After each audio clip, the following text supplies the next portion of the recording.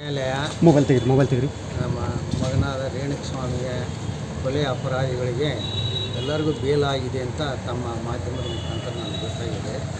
ಆದರೆ ಏನು ಅಂತ ಪೂರ್ತಿ ಮಾಹಿತಿ ನನಗೆ ಗೊತ್ತಿಲ್ಲ. ನಾವು ಟಿ ವಿ ಹಾಕಕ್ಕೆ ಹೋಗಿಲ್ಲ.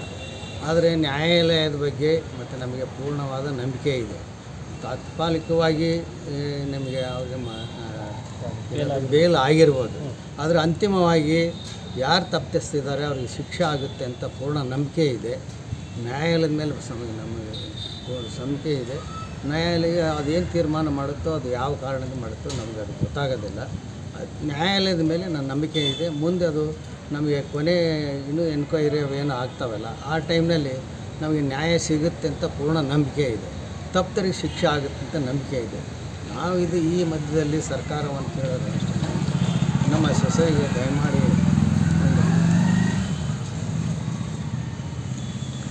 ಕಾಯಮಾದ ನೌಕರಿಯನ್ನು ಕೊಡಬೇಕಂತ ನಾನು ಅವರಲ್ಲಿ ವಿನಂತಿ ಮಾಡಿದೆ.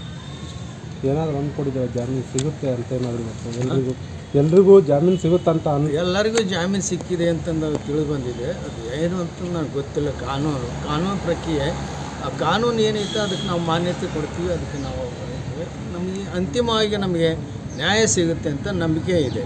ಕಾನೂನು ಬಗ್ಗೆ ನಮಗೆ ಪೂರ್ಣ ನಂಬಿಕೆ ಇದೆ, ಸಿಗುತ್ತೆ ಅಂತ ನಂಬಿಕೆ ಇದೆ. ತಪ್ಪಿತಸ್ಥರ ಶಿಕ್ಷೆ ಆಗೇ ಆಗುತ್ತೆ ಅಂತ. ಈಗ ದರ್ಶನ್ ಅವರಿಗೆ ಜಾಮೀನು ಸಿಕ್ಕಿದೆ, ಒಂದು ವೇಳೆ ನಿಮ್ಮ ಜೊತೆಗೆ ಮಾತುಕತೆಗೆ ಅವ್ರು ಬಂದರೆ ನಾವು ಅದನ್ನು ಯೋಚನೆ ಮಾಡಿಲ್ಲ, ಯೋಚನೆ ಮಾಡಿ ಬಂದಿಲ್ಲ. ನಾವು ಅದನ್ನು ಇಲ್ಲಿವರೆಗೂ ಅದ್ರ ಬಗ್ಗೆ ಯಾವುದೋ ನಾವು ಇದು ಮಾಡೋಕ್ಕೆ ಹೋಗಿಲ್ಲ.